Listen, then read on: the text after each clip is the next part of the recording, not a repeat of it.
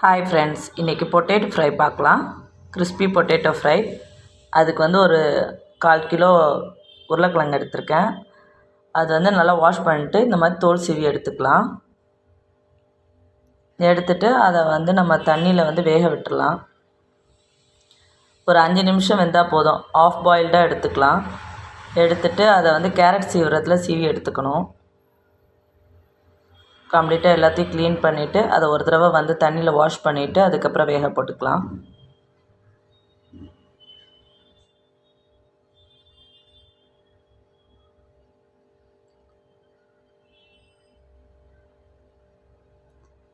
தண்ணியில் வாஷ் பண்ணி எடுத்துக்கிறேன்.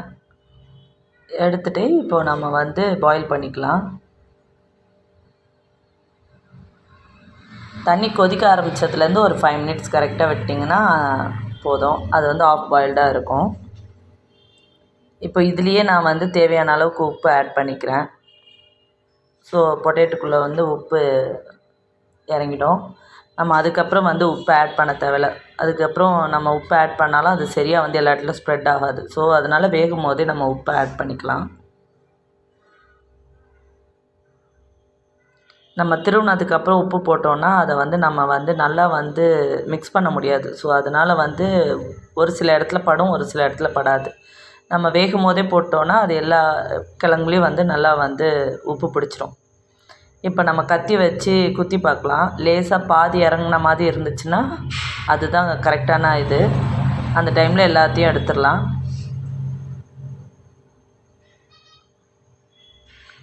எடுத்துட்டு இப்போ வந்து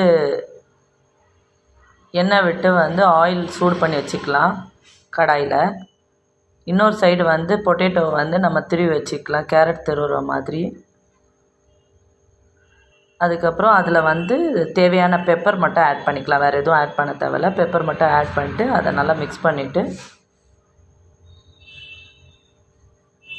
அதை வந்து நல்லா அழுத்தம் கொடுக்காம பால் மாதிரி உருட்டி எடுத்துக்கணும். ரொம்ப அழுத்தம் கொடுத்துடக்கூடாது. எனக்கு வந்து இந்த 1/4 கிலோ உருளைக்கிழங்குல இந்த 3 உருளைக்கிழங்குல எனக்கு 20 பால்ஸ் கிடச்சிது.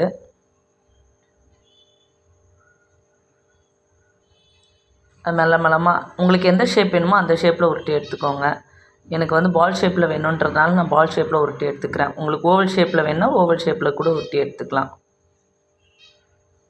அப்புறம் எண்ணெய் வந்து மிதமான சூடு வந்த உடனே அதை போட்டு எடுத்துக்கலாம். நல்லா ஹை ஸ்பீடில் போட்டு எடுத்திங்கன்னா அது பிரிஞ்சு போயிடும். நல்லா மிதமான சூடு வந்த உடனே அதை வந்து மீடியம் ஃப்ளேமில் வச்சு ஃப்ரை பண்ணி எடுத்துக்கணும். அதை போட்டுட்டு ஒரு 2 நிமிஷம் விட்டுட்டு அதுக்கப்புறம் வந்து லேசாக அடியிலேருந்து அப்படியே எடுத்து விட்டிங்கன்னா அது அப்படியே மேலே வந்து அப்படியே வேக ஆரம்பிச்சிரும். இது வந்து லைட் ப்ரௌனிஷ் கலர் வர வரைக்கும் அப்படியே விட்டுருங்க. அந்த பபிள்ஸ் வந்து அடங்கணும் அது வரைக்கும். இந்த டைமில் அப்படியே லேசாக திருப்பி விட்டிங்கன்னா அது லேசாக வெந்துடும். வெந்ததுக்கப்புறம் வந்து அதை ஒரு வடிகட்டியில் எடுத்துக்கோங்க. ஏன்னா எண்ணெய் ரொம்ப குடித்த மாதிரி இருக்கும். ஸோ வடிகட்டியில் எடுத்திங்கன்னா அந்த மீதி எண்ணெய்லாம் ஃபில்டர் ஆகிடும். இப்போ நான் திரும்ப வந்து போட்டிருக்கேன் பாருங்கள், அப்படியே வந்து பிரிஞ்சு வருது. ஒன்றா ஆட் பண்ணிக்கோங்க. மொத்தமாக ஆட் பண்ணாதீங்க. ஒன்றோட ஒன்று ஒட்டிக்கும். ஒன்றா ஆட் பண்ணும் போது தான் அது வந்து பொறுமையாக வெந்து வரும்.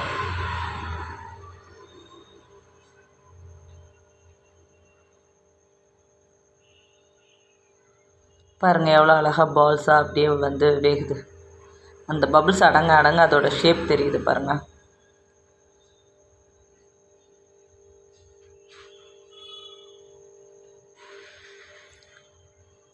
லைட் ப்ரௌனிஷ் வரட்டும். அந்த உடனே அதை எடுத்துருங்க. இதோட வந்து டொமேட்டோ சாஸ் வச்சு சாப்பிட்டா ரொம்ப டேஸ்ட்டாக இருக்கும். இது அப்படியே கூட சாப்பிட்லாம் கிறிஸ்பியாக.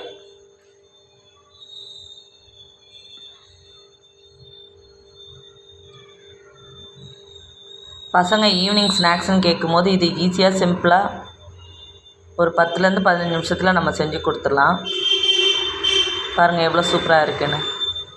நீங்கள் வீட்டில் ட்ரை பண்ணுங்கள். தேங்க்யூ.